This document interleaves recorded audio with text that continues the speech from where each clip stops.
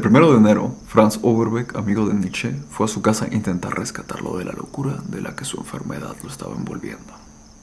Pronto se daría cuenta de que era demasiado tarde. Según las propias palabras, al entrar en su habitación, lo encontró rodeado de papeles.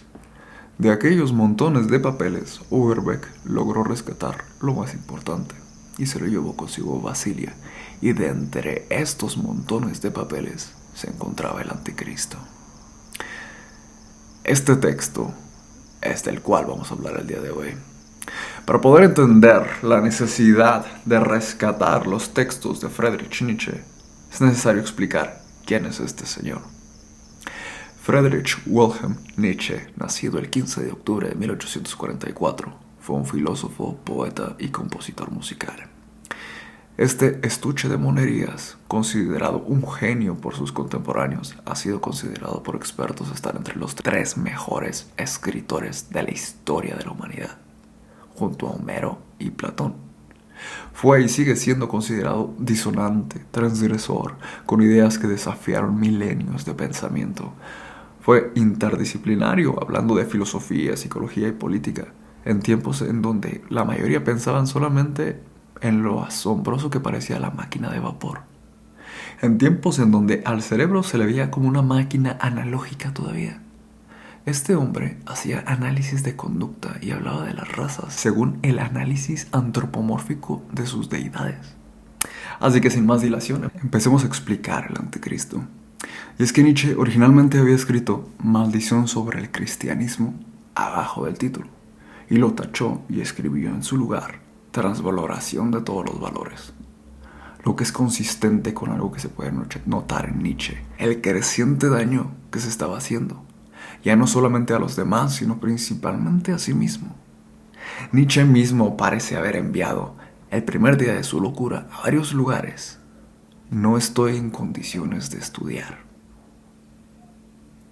Dicha copia del presente libro, Overbeck, y como todos los posteriores libros o textos, fueron retenidos por la apodada Sauer-Ebsen. Así que habría de suponerse que, asustada por los juicios del libro, se dedicaría por no publicarlo. Hay que considerar que Nietzsche era hijo de un clérigo protestante, lo que en aquel entonces tenía como un peso enorme. Su madre, viuda, una mujer piadosa, respetada, rodeada por una aparente virtud, de una pequeña ciudad levítica, habría sufrido las consecuencias de la publicación de dicha obra de su hijo. La propia hermana, Elizabeth Forster Nietzsche, basaba hipócritamente su nauseabundo y militante antisemitismo en la defensa de los valores cristianos, solicitando donaciones para una capilla en Uruguay. Yo pido solamente analizar cómo puede un ser humano pedir el exterminio de una raza en defensa de su fe. Pero quédate conmigo, porque precisamente esto es lo que vamos a ver a Nietzsche expresar: su enojo, el enojo que le producía estas disonancias intrafamiliares. Y la segunda razón por la cual no publicar el libro era precisamente la enfermedad de Nietzsche. La razón de su locura era un caso ya muy grave de sífilis, una enfermedad de transmisión sexual, lo que era sumamente controversial en su tiempo, y más aún para una persona que estaba haciendo una crítica de la moral. Esto lo haría ver como una persona sin moral ni escrúpulos, y simplemente no tener derecho de opinar del tema. Esto probablemente habría servido para que los predicadores dijeran que fue castigado por Dios como mandato divino. Y según Overbeck, los intelectuales habrían usado todo esto para descalificarlo y olvidarlo. Así que la señorita Elizabeth Forster, sabiendo todo esto, optó por publicarlo lo más pronto posible. Y tras muchísimas ediciones y alteraciones necesarias por parte de las editoriales, entendiendo los límites posibles de atacar a la cultura contemporánea, el libro terminó siendo publicado. Así que continuemos. Nietzsche fue siempre una persona que intentó trascender la moral e intentó escribir una obra en 4 sin jamás lograrlo en su plenitud, empezando en primer lugar con la voluntad de poder, en segundo con Más allá del bien y el mal, tercero la genealogía de la moral, y justamente en este 4.º libro catártico, en el cual habría de expresar la culminación de un individuo que es capaz de autoconcebirse en forma y modo, es decir, no solamente poder decir de qué está hecho, sino cómo se comporta y por tanto a dónde va, Nietzsche no pudo lograrlo. Este cayó en la locura y posteriormente moriría el 25 de agosto de 1900. El libro comienza con algo que es muy habitual en Nietzsche, muy particular, que es su narcisismo vulnerable. Nietzsche comienza por separar entre nosotros y ellos, entre los capaces de ver las consecuencias de sus actos y aquellos que se dejan dominar por los impulsos, los animales de rebaño, dice él. Diferencia entre nosotros, integrándose, los hiperbóreos, dice él, haciendo referencia al pueblo mítico de la mitología nórdica en el extremo norte del mundo, señalando lo incomprensible de su posición filosófica y emocional. Ellos, los modernos, a quienes señala como hombres confundidos, indecisos y débiles, a quien nada se comprometen y todo perdonan, todo entienden. Lo que él dice percibir como viento del desierto de Siroco, es decir, caliente, sofocante, imposible de aguantar y contrario a su naturaleza.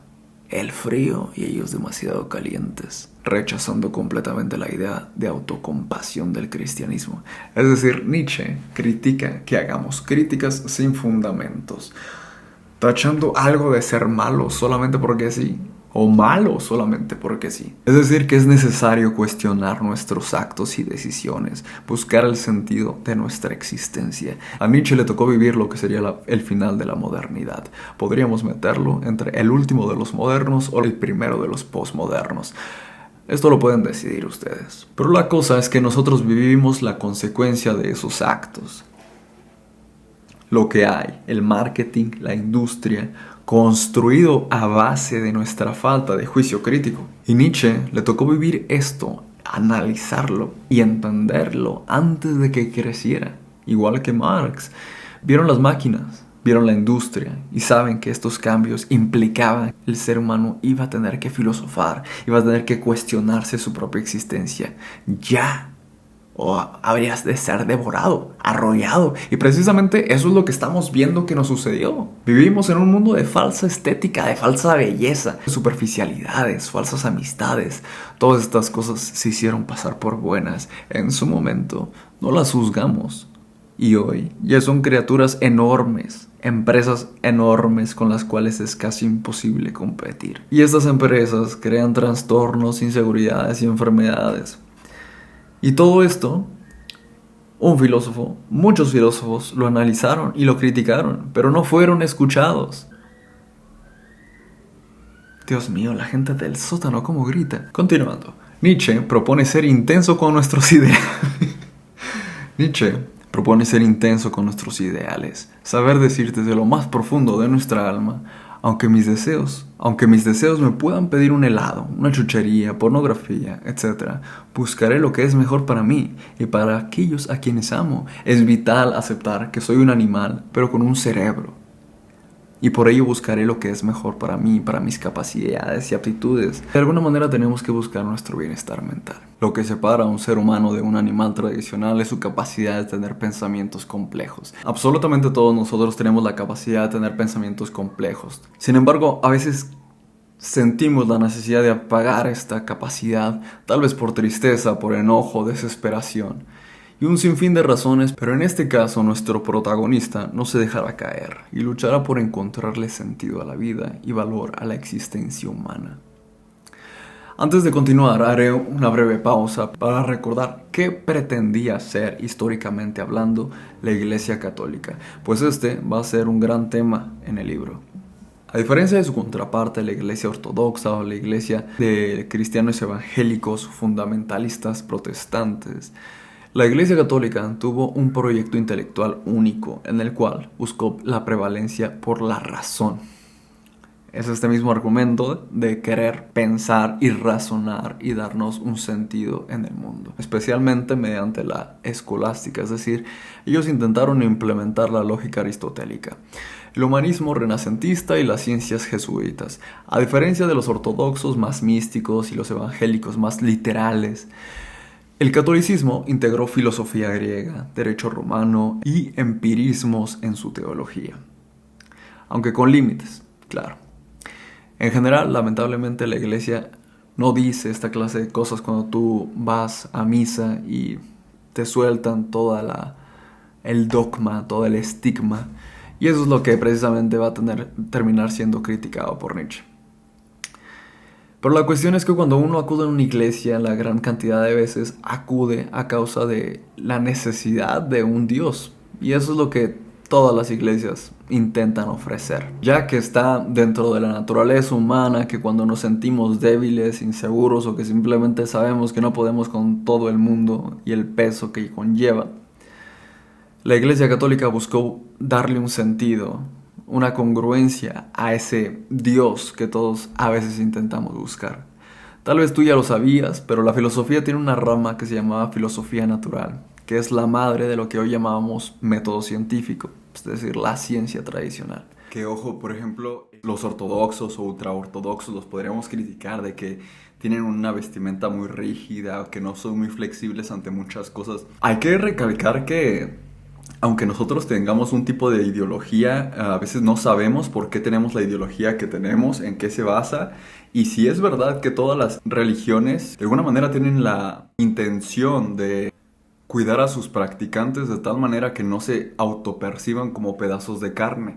¿Por qué? Porque cuando tú te ves a ti mismo como un pedazo de carne, pues un pedazo de carne lo puedes comprar. Un pedazo de materia la puedes convertir en un objeto y los objetos son instrumentalizados. Entonces, de alguna manera, vernos a nosotros mismos como algo sagrado, algo que constituye un valor más importante que el resto de las cosas, involucra. Entonces, continuando, Nietzsche critica a la iglesia por demonizar algunos instintos. Instintos del ser humano como son la creatividad, el orgullo y la autonomía. Cosas que no tienen otros humanos tradicionales. No sabemos de que algún animal cree herramientas complejas como lo hemos hecho nosotros. Etiquetando estos instintos como malvados o réprobos, haciendo que los practicantes se perciban como haber nacido malvados. Tú mismo sentir que tus pensamientos y tus actos son de una naturaleza malvada, nada más porque sí, sin adjudicarle características o ver qué puedes sacar de provecho de todo eso. Y Nietzsche va a poner de ejemplo a Pascal. Dice, el ejemplo más lamentable es la ruina de Pascal, que creyó que su razón estaba corrompida por el pecado original, cuando solamente estaba corrompida por su cristianismo. La cita de Pascal que Nietzsche puede estar criticando probablemente sea esta. El hombre sin Dios es un monstruo. El pecado original corrompió la razón y la voluntad, haciendo imposible la virtud autónoma. Por lo que Nietzsche se opone a la idea de que el ser humano sea intrínsecamente malo, que haya nacido malo y que ya no se pueda hacer nada al respecto. Ni bueno ni malo, sino que el ser humano debe de permitirse ser, escuchar sus emociones, verlas, interactuar en el ambiente, ver qué pasa cuando hago algo, tener juicio crítico, decir, bueno, tal vez estos actos que hice no me benefician ni a mí ni a las personas que tengo a mi alrededor. Intentar ir más allá, de nuevo, del paradigma de lo bueno y de lo malo. Y nos aclara que todo lo que intenta hacer es ver al ser humano por lo que es, un animal, mamífero, biología, cosas que nos han permitido el día de hoy tener médico y poder ir al doctor, y que si no, pues simplemente podríamos ir con un médico brujo a que nos solucione todos nuestros problemas. En lugar de estar trabajando en un sistema, pues podríamos irnos a la jungla. Así que Nietzsche nos aclara, dice: entiendo la perversión en sentido de decadencia. Sostengo que todos los valores en que hoy la humanidad sintetiza sus más altos deseos son valores de decadencia. Y Nietzsche va a poner énfasis en características como compasión, igualdad y ascetismo. Viendo cómo la iglesia pone estas características como valores. Y dice Nietzsche, pues tampoco necesariamente estas características son intrínsecamente buenas, ni las otras eran necesariamente malas. Y bueno, la crítica de Nietzsche puede tener pros y contras, claro, pero criticándolo con ideas del día de hoy, a su favor podríamos decir que es verdad que empatizar con una criatura nos hace empatizar, nos hace ver las posibilidades que podríamos estar viviendo nosotros mismos y tratar de ayudar a alguien en circunstancias semejantes. Al hablar de este tema no puedo evitar pensar en el llamado mejor amigo del hombre. Esta criatura que el ser humano fue poco a poco domesticando ha pasado por aspectos positivos y negativos. En general, los animales domesticados por el hombre comúnmente suelen ser usados para experimentos científicos, como ocurre en el área estética con los conejos y las ratas. Algunos otros animales, como las vacas, los pollos, también los conejos, están en granjas donde a veces ni siquiera pasa un año y los trituran. Algunos otros sirven de trofeos, de protección, guardia, en el mejor de los casos, y que quisiéramos que fuera siempre, fungen como criaturas que amamos y cuidamos y tratamos como reyes. Estas criaturas ya no están acostumbrados a la naturaleza, están acostumbrados ya a vivir a nuestro lado. Si a muchas de estas criaturas las devolvemos a la naturaleza, la gran mayoría morirían en menos de un mes. Aunque es verdad que empatizar es importante, todos nuestros actos tienen consecuencias que tarde o temprano nos golpearán en la cara. Cuidar de alguien al grado de volverlo un inútil tiene consecuencias negativas, lo cual nos podría hacernos preguntar ¿de qué sirve ese aparente amor que me inutiliza? Así que Nietzsche dice: la compasión dificulta en gran medida la ley de la evolución, que es la ley de la selección. Conserva lo que está pronto a perecer y combate a favor de los desheredados y de los condenados a la vida, manteniendo en vida una cantidad de fracasados de todo linaje. Da a la vida misma un aspecto hosco y enigmático. Se os oye llamar virtud a la compasión, mientras que toda moral noble es considerada como debilidad. Tacha a los compasivos de pervertidos. Este instinto depresivo y contagioso dificulta aquellos instintos que tienden a la conservación y al aumento del valor de la vida, tanto en calidad de multiplicador de la miseria, cuanto en calidad de conservador de todo lo miserable. Es un instrumento capital para el incremento de la decadencia. En palabras simples, lo que Nietzsche está tratando de decir es que la compasión hace que el ganador le ponga atención al perdedor. En lugar de que todos intentemos ser ganadores, todos nos volvemos perdedores. Y la sociedad le llama a eso grandeza. Quiero recordar que todo esto fue platicado hace ya más de 100 años. Mucho de lo que Nietzsche habla ya progresó, ya evolucionó. Muchas personas dejaron la Iglesia Católica o en general la fe por querer dejar de sentir el estigma de ser malos. Y los buenos fueron tachados de débiles y de mártires. Esto ya tuvo las repercusiones que él dijo que iba a tener. El día de hoy, las personas simplemente buscamos ser seres humanos buenos a como nuestra propia interpretación nos dé a entender. Por eso creo que es tan vital que cada uno de nosotros busquemos el sentido de nuestra propia existencia, para darle estabilidad a nuestra mente y también a nuestro círculo cercano, que a final de cuentas, si las personas que están cerca de nosotros están felices y están tranquilas, nos comparten esa tranquilidad. Concepciones dentro de la vida colectiva. A veces cuando estamos dentro de un ecosistema, es difícil darnos cuenta de que aquello era un sistema. Por ejemplo, si alguna vez estuviste en una escuela, en un trabajo, grupo social, y las cosas no iban bien, podrías haber llegado a pensar que las características de la escuela, del trabajo, eran malas simplemente porque el trabajo es malo, en lugar de suponer que eran características del ambiente, es decir, al grupo de personas que generaban esas condiciones. Digamos que una persona se integra a un grupo de básquetbol y de repente las personas que están ahí simplemente no le agradan y asume que el básquetbol es algo que no le agrada. Sin embargo, se mete a otro grupo de básquetbol y aprende que el básquetbol sí le agradaba, simplemente esas personas no eran las personas afines a él mismo. Tener la capacidad de poder entender esto y cambiar de ambiente, intentarlo otra vez con otras ideas, otros pensamientos, otros grupos de personas, analizar la situación con tolerancia y análisis nos puede llevar a tener otros grupos donde nos sintamos tranquilos, integrados y valorados, con amigos que sí nos podamos sentir afín. Esto puede ayudarnos a no dejarnos llevar por nuestros impulsos pasajeros. Si caemos en totalitarismos o absolutos de pensar que todo es malo, que todo está podrido, nos privamos de nuestra capacidad de ser humanos racionales y nos volvemos fácilmente manipulables. Nietzsche sabía esto, pero al mismo tiempo él mismo deseaba tener un grupo, tener un lugar en el mundo sin tener que ir en contra de sus ideales. Y es por esto que se arraiga tan intensamente, porque le flagelaban sus propias palabras, le dolían. Sus ideas Sus ideas lo aíslan y ocupa volverlas algo más que aspiracional para no sucumbir a la debilidad de volverse él mismo el animal de rebaño que tanto critica, sediento de cobijo y empatía como todos los seres humanos lo somos. Critica a todo otro cuando él sabe perfectamente que ellos solo están reaccionando a una necesidad social primitiva. Cuando no sabemos las respuestas, nos entregamos a un colectivo en el cual sentirnos fuertes. Sin embargo, al día de hoy, cuando hay muchísima disgregación y al mismo tiempo imposibilidad de conectar con otros, necesitamos recordar los aspectos positivos de sabernos humanos fuertes. También sentir nuestra humanidad. Somos un grupo llamado humanidad. Tenemos diferencias que nos hacen únicos y respetables, pero reconocer nuestra humanidad con su biología y química nos ayuda a intentar ir más allá de nuestras ataduras.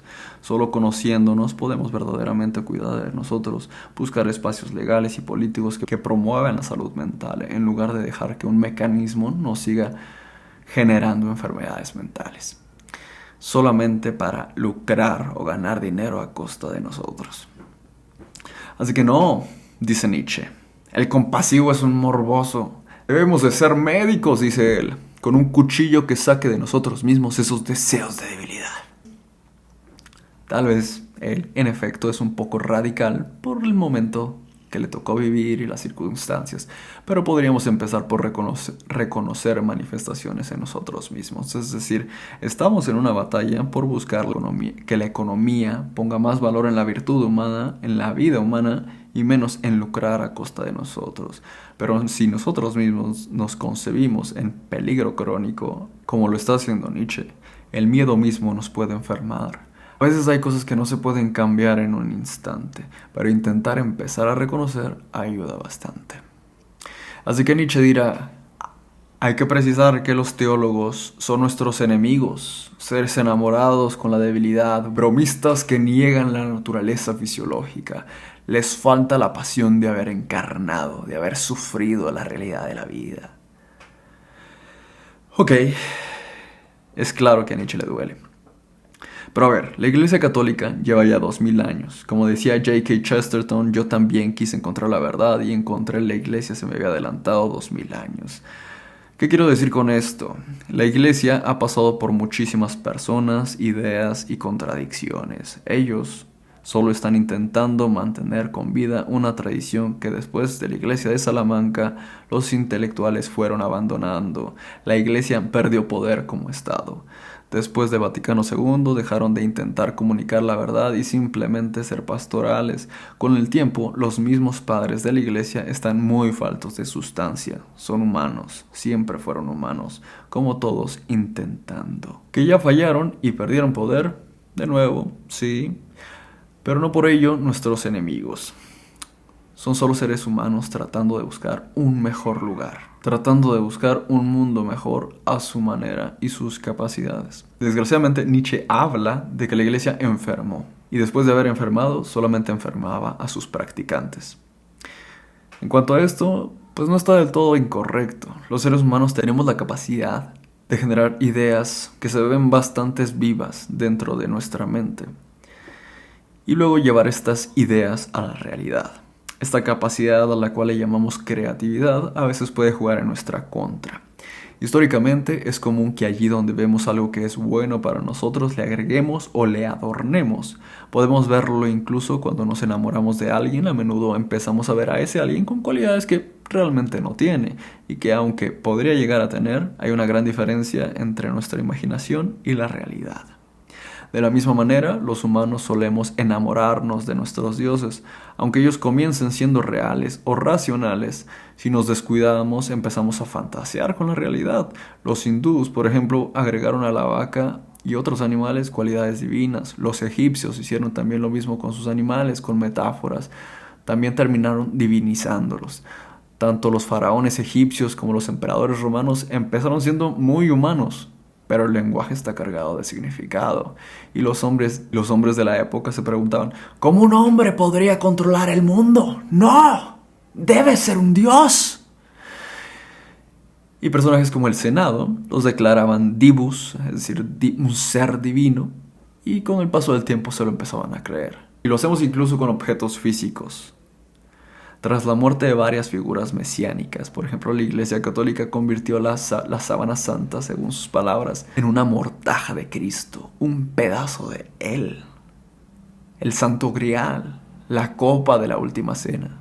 Pero de nuevo, no es exclusivo de ellos. Hay fetiches y reliquias. Kaaba en la Meca, adorada en Arabia preislámica como morada de Ufal. Cibeles en Roma, una piedra negra, se les atribuyó conexiones divinas. Lo hemos hecho con ríos como el Ganges, que es la diosa Ganga, volcanes, Pelé, Hawái, Hefestos, Grecia, en general. Todo vacío mental, toda cosa que metemos en la mente, pero no sabemos cómo funciona, le empezamos a decir Dios. Cuando decimos vacío mental o laguna mental, es a tener una idea demasiado generalizada, en donde faltan datos. La idea no está completa. Puede llegar alguien y vendernos rellenar ese vacío mental. Por ejemplo, con la palabra inteligencia emocional es un término que suena simple. Podríamos simplemente reducirlo a una persona que puede controlar sus emociones y suponer que eso es lo que significa. La realidad es que es más complejo que eso. Pero el marketing podría aprovecharse de ese vacío mental y escribir un eslogan publicitario que diga algo como espejito, espejito, para aquellos que quieren tener inteligencia emocional, vendiéndole a la persona pantallas hechas con inteligencia artificial, de tal manera que la pantalla parece un espejo, pero en realidad te refleja de una manera alterada, para que te veas como tú quieras verte, te hace sentir bien emocionalmente, en lugar de arreglar las carencias emocionales. Te engaña haciéndote pensar que la mentira es la solución, cuando no. La belleza, históricamente, ha sido entendida como una cuestión subjetiva. En varios países se percibe de manera diferente. Por sus rasgos faciales o raciales, son distintos dependiendo del país y la asociación que tengamos hacia lo bello, hacia lo bonito, lo que nos gusta. Tal vez para un joven que creció con alguna escasez, satisfacer dicha escasez al principio se puede sentir como éxito, pero probablemente los falsos desarrollos personales que promueve la industria, tratando de mercantilizarlo todo, como si los humanos fuéramos un producto y a todos nos gustara exactamente lo mismo, es una triste mentira. Quisiéramos pensar que todos los problemas se van a solucionar con dinero, cuando la realidad es que no. Por supuesto que, dependiendo de la clase social, percibimos el valor del dinero con formas muy diferentes, pero es siempre importante recordar que los humanos somos más que solo lo que comemos y lo que queremos. Deshumanizarnos, maltratarnos y tratarnos como bestias, nada más porque la industria no nos está dando lo que nosotros queremos, nos aleja en lugar de acercarnos e integrarnos. Es curioso cómo en la época de mayor conexión humana es donde más difícil se ha vuelto compartir amor y empatía. Pero regresando al tema de las disonancias cognitivas y cómo allí en esas disonancias adentro está la incomprensión de lo que queremos decir cuando evocamos la palabra Dios. Así que cuando Nietzsche dice que el sacerdote no busca la verdad, sino perpetuar su autoridad moral, lo compara a un médico que enferma a sus pacientes pero después venderá la cura. Sin embargo, el sacerdote fue el primero en consumir su medicina. Esa era la forma de no enfrentar la realidad. Así que muy atinadamente, Nietzsche va a atacar al protestante más seductor por antonomasia, a Martín Lutero, y lo va a juzgar por infectar la filosofía alemana con moralina cristiana. Dice, los valores cristianos: es indecente hoy ser cristiano, es indecente tener valores de suerte al otro cristiano. Nada más que una psicológica incomprensión de sí misma, no son nada más que un intento de dominio de instintos. Después critica el imperativo categórico de Kant, por lo cual lo mejor que el ser humano podría hacer es jamás mentir. Nietzsche se lo tacha de absurdo, de denegar que los individuos tenemos vidas personales, deseos personales, que solamente nosotros podemos desear y sentir de determinada manera. Somos solo nosotros los que estamos realmente entendiendo lo que sentimos, y a veces incluso a nosotros mismos nos cuesta dificultad expresar lo que sentimos. Así que ¿cómo podrían todas las personas, todo lo que todos los demás están viviendo y todos los que están sintiendo? Dice que, según Nietzsche, eso es una grosería. Y que deberíamos de acoplar nuestra vida y generar nuestro propio imperativo categórico, nuestro propio camino con sus reglas y virtudes, a que nosotros funcionemos, no diciendo sí a todo, sino analizando Pero para esto son necesarios espacios de paz, de tranquilidad. No se puede meditar o analizar nuestra situación cuando estamos alterados. Ocupamos ir a escenarios donde nos sintamos seguros y podamos pensar claramente para no terminar reaccionando de manera impulsiva a cosas como hoy en día pueden ser la música que nunca la pagamos, los videos que siempre estamos escuchando en las redes sociales, etc. Nietzsche ve en el ser humano el animal más fascinante, pero también el que menos acepta su condición. ¿Y cuál condición es esa? Pues podemos ver de nuevo que lo que caracteriza al ser humano es su capacidad de análisis. Y si no aceptamos nuestras capacidades que nos ha dado la vida, a diferencia de otros animales, pues las vamos a terminar perdiendo. Voy a dejar este video hasta aquí por ahora porque ya me alargué mucho y voy a seguir en una siguiente etapa. Probablemente sean aproximadamente 4. Sin embargo, si el video te gustó, te ha gustado, te parece algo estuvo bien o algo estuvo mal, tienes algún comentario o lo que sea, te agradecería muchísimo que me lo dijeras en los comentarios. No sabes cuánto nos ayuda. Sin más, que tengas un estupendo día.